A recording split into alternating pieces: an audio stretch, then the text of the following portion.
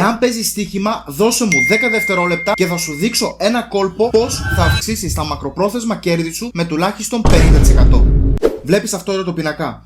Εδώ είναι οι πραγματικές αποδόσεις και το πραγματικό ποσοστό επαλήθευση. Αποθήκευσε αυτό εδώ το βίντεο επειδή ο πίνακας θα σου χρειαστεί. Εδώ στην Ευρώπη οι περισσότερες στοιχηματικές παραμορφώνουν τις αποδόσεις. Και αυτό σημαίνει ότι δεν βλέπεις την πραγματική αξία ενός σημείου. Έτσι, ένα σημείο που στην πραγματικότητα έχει 40% πιθανότητες να επαληθευτεί, σου το πουλάνε σαν να έχει 60%. Και αυτό είναι ο λόγος που χάνεις μακροπρόθεσμα. Παρά ότι νιώθεις ότι παίζεις σωστά. Και εδώ κάποιοι θα πούνε, ναι ρε Κρουμ, αλλά εγώ πώς θα ξέρω ότι αυτό το σημείο έχει 60% πιθανότητες να επαληθευτεί?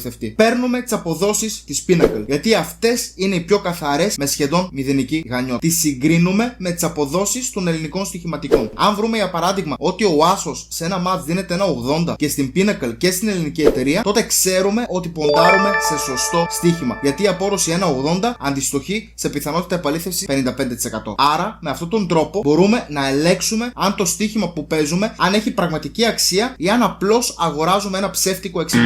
Εάν δεν έχεις το χρόνο ή την όρεξη για να κάνεις check όλα τα παιχνίδια που είναι μέσα στην ημέρα, μπες στο δωρεάν Telegram κανάλι μου, όπου καθημερινά ανεβάζω τέτοια δωρεάν παιχνίδια με αξία. Βρες το Telegram κανάλι μου στο site mmgr3hectaria.com.